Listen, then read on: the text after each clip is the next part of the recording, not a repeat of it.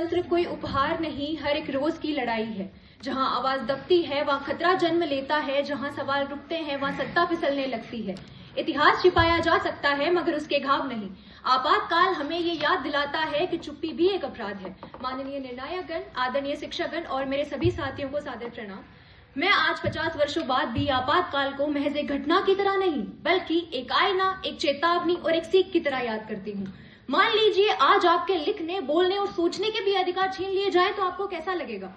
हम इसे एक छोटे से उदाहरण से समझते हैं। एक कार्टून देखते हुए बच्चे से टीवी का रिमोट छीन लीजिए, और अगर आपके हाथों से मोबाइल छीन ले, और अगर आपको प्रश्न पूछने की आजादी ही ना दे और आपको सोचने तक ना दिया जाए, कैसा लगेगा? यही हुआ आपातकाल के दौर में भारत के साथ। 25 जून 1975 ये वो आधी रात थी जिसे इतिहासकारों ने इंडियन डेमोक्रेसीज डार्केस्ट आवर कहा। 21 महीनों तक भारत में रहा, जहां हमारे अधिकार निलंबित कर दिए गए, प्रेस पर सेंसरशिप लगा दी गई, सैकड़ों विपक्षी नेता जेल भेज दिए गए और सारी की सारी सत्ता केवल एक व्यक्ति की मुट्ठी में कैद हो गई।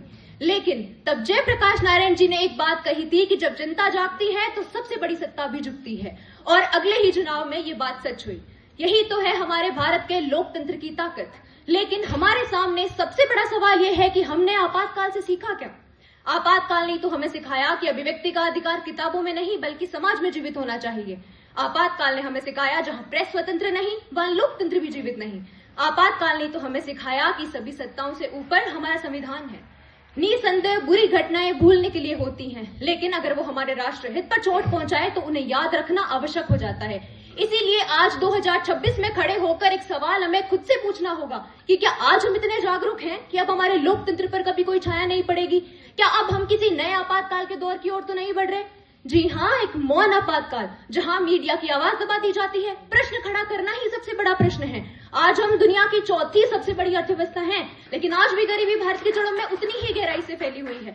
आज भी किसान कर्ज के बोझ तले आत्महत्याएं कर रहे हैं। युवाओं के हाथ में डिग्रियां हैं मगर रोजगार नहीं। तो ये नव साम्राज्यवाद की भांति कोई नव आपातकाल तो नहीं जो बिना किसी घोषणा के हमारी रोजमर्रा की जिंदगी में उतर आया है।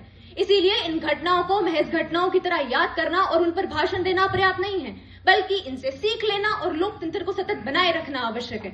अंततः मैं इतना कहना चाहूंगी कि लोकतंत्र एक वृक्ष है जिसे अधिकारों की धूप, स्वतंत्र निष्पक्ष संस्थाओं की हवा और हमारे यानी नागरिकों की जागरूकता का जल रोज चढ़ना चाहिए। मेरे शब्द यही रुकते हैं मगर हमारा संकल्प नहीं रुकना चाहिए, क्योंकि हमने अंधेरे का भाव भी देखा है, हमने प्रकाश की जीत भी देखी है, और अब ये हमारा संकल्प है कि हम हमारे लोकतंत्र की इस लौ को सदैव प्रखर रखेंगे। जय लोकतंत्र, जय भारत, धन्यवाद।